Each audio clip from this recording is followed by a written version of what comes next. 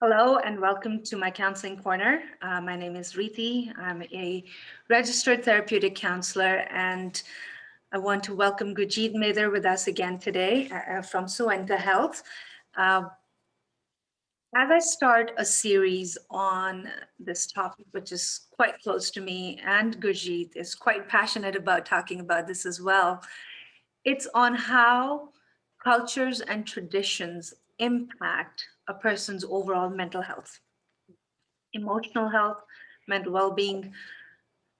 Today, um, we're going to talk a little bit about general stuff. How, especially if somebody's coming in from a different country, how is it that their mental health is affected?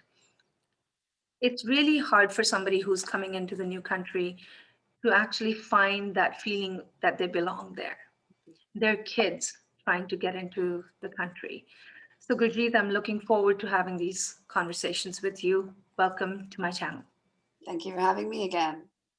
Why don't Um, we talk a little bit about this? This is quite a sensitive topic, and we bring in so many cultures and traditions when we're coming into a new country. It's very different.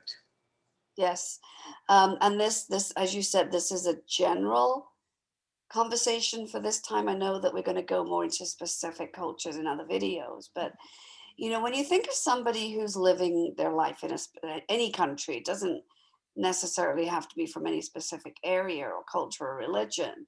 They're settled in their ways with family. They may have their own business. They may be settled in their work or in school. And then they decide to move to a different country, or even when you have students going to study in a different country. When there's a culture difference, some people don't realize the impact that can have on that person's overall mental health. Mhm. If you're coming from somewhere where it's settled, you're settled in your family environment, in your business environment, in work, as I say, in just your community, you're starting from scratch. You're almost starting from scratch when you come in. And just imagine someone if you've been working for the same company, for example, for 15, 20 years, and all of a sudden you change jobs, it's a shock to the system. It can actually be quite traumatic for some people too. So, but you know what? People have chosen to immigrate to different countries, whether it is to make a better life, for example. Mhm. But they can still take notice of what is happening to them inside. There's feelings of sadness, depression, their self confidence goes down, their self worth goes down until they got to build it all back up again. Mhm. And these are things that aren't typically considered or talked about. When you have an adult or a couple that's coming in, that those situations happen. But when you're bringing children in too, younger school age children, for example, that has a huge impact on them too. Absolutely. Or Absolutely.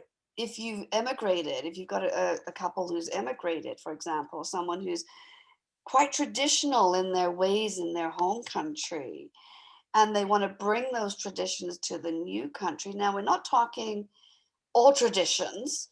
You've got some great traditions out there from different cultures that are absolutely wonderful that Mhm. lots of people will celebrate. I'm talking more about traditions, specifically that can impact a person's mental well-being when it comes to gender, when it comes to religion, when it comes to studies, when it comes to pressure being put on a child to conform to a certain way regardless of where they're living. Does that kind of make sense? Absolutely. I think that's so true. But it's also a shock. It's a culture shock for some people, right? When they Yes. come here and they have to, because they have their set ways of doing things when they go into schools or workplaces, it's very different. Yes. We're set in our ways to do things differently, and when you go to schools here, it's very different. I mean, for myself, coming from India too, schools are different. Yes. You know, it's, Yes. we're a lot more we were a lot more strict in India. We're not as strict here. The schooling system is completely different. So it's such a huge culture shock for some people, just to adjust as well. Yes. And there's ethical things there as well. It's like what's acceptable in one country may not be acceptable in another Mm, country. And this absolutely. is where research needs to be done too. When you have multi-generational families moving, again, Mhm. I'm not speaking about any particular culture here. um, there's a habit of, we're going to move to a different country, but we're not changing anything else. Everything else is going to remain the same. Mhm. And that doesn't allow for any flexibility, doesn't allow for any um, accountability on that person's part for not trying to find a way to integrate a little bit more, or be open-minded to the children or other people, to find out a good compromise, find out, hey, what's good about this culture? Mhm. Let's bring the good in that culture to the good in this culture, and let's make it work. Sometimes, unfortunately, we have societies and communities that stay together, and it's completely understandable the reason they want to do that. But it also can, for some, it can be more restricting. It Yes. doesn't give them that ability to really expand out, right? Explore. They can't explore. Exactly, exactly. And for any culture, any religion, when you're bringing up children, for someone, say, coming to Canada, um, we're a much freer society than in terms of gender, in terms of sexual orientation, and those kind of things, Yeah. than other cultures and countries, other countries are. So when you're bringing someone, when you're coming in and raising children, but you're keeping them strict in your own traditions Mhm. and your own values. I mean, there's nothing wrong with, again, I'm not disrespecting anybody's values or traditions here. I'm making it aware that those children are going to be in conflict between the home culture and the culture at school, or for the young adults, the culture at work. It's like, where do I fit in here? I don't know where I belong. I like this about my culture, but I like this about this culture. And then there's too many restrictions on them, there's too much pressure, Yeah. and that in itself brings down the self-worth, the self-confidence. Mm. Fear, a lot of it is also fear And of that not mental changing. health piece, just getting it a little bit Ex- into the mental health piece, as you said, it affects them. exactly. I work with them, and I'm sure you work with kids or adults right now who've been through that growing up, and they're still facing those things. Yes. That I wish I did that when I came to this country. I wish I knew how to go about and learn certain activities or know certain things, if I was not pressured at home or asked to do certain things certain ways at home, or even have the pressure of, no, go to your room and study. That's all you have to do. You're not allowed to go outside. You can't socialize. All you have to do is study. And That's I right. think mentally, that's when child, or they start going through these avenues of gaming, for example. They just block the other areas for themselves, They isolate. isolate They completely. completely isolate them from family, and video games, for example, are an escape, but that's a whole topic unto itself. Um, but it's isolation. It's pulling yourself away from the tradition. You're going to get children, teenagers who are going to rebel in some way, right? If you're going to raise a child in a different culture to your own, you need to be prepared that they're going to do things you don't want them to do, because it's more available. I'm not saying they're going to do bad things, but Hmm. you need to be prepared and not just shut it down and shame that child. Hmm. It's like having an open conversation. Okay, these are the reasons we'd like you to do this. Not just, well, that's just the way it is. That's Hmm. not enough of an excuse, because the Exactly. parents are told that by their parents, who were told that by their parents, right? And again, this expands through so many different cultures, no specific one. Hmm. The pressures. We live in a society here in Canada, for example, or in the Western world, should we say, Yeah. where people have freedom to pursue their own career. Hmm. They have freedom to make these choices. The Me Too movements, the Black Lives Matter movements, everything, all these great things that are coming together to give freedom to people.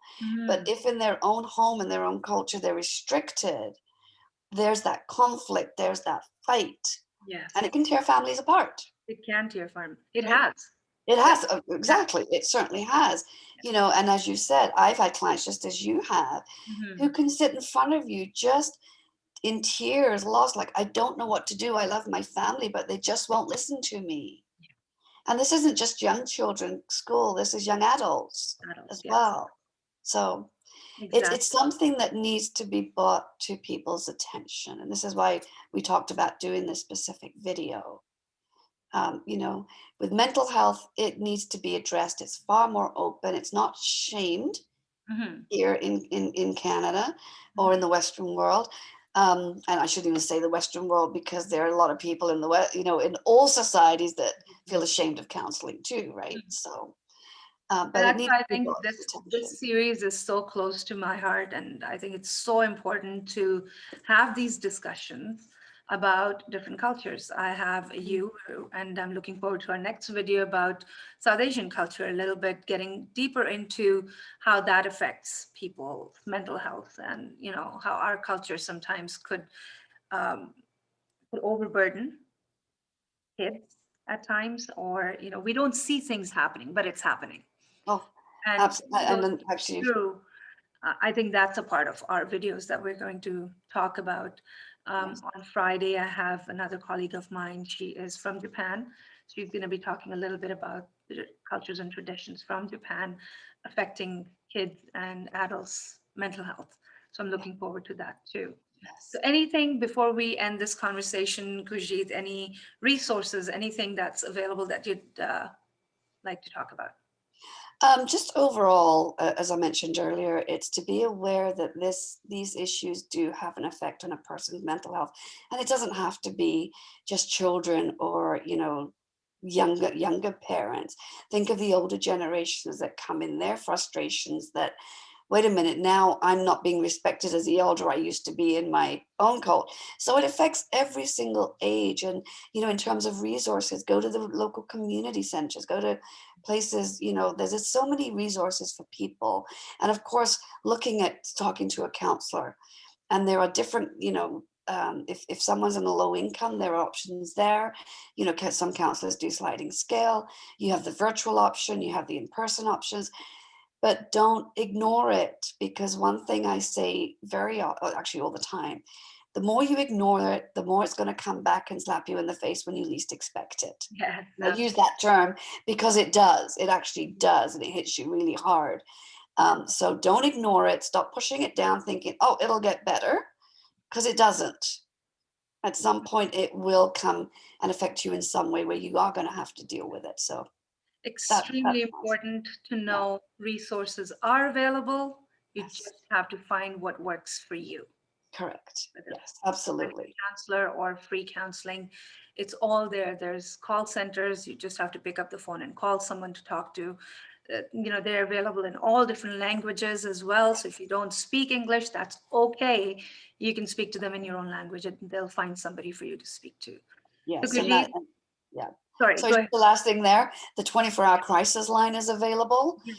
and for anybody, there's kids lines available for children and youth when they need to talk to someone. So, and I encourage everybody out there to use them when they need And to. I'll have all the links below this video as well. Perfect. Gurjit, thank you so much for joining me, and Yeah. looking forward to our next video about South Asian culture a little bit.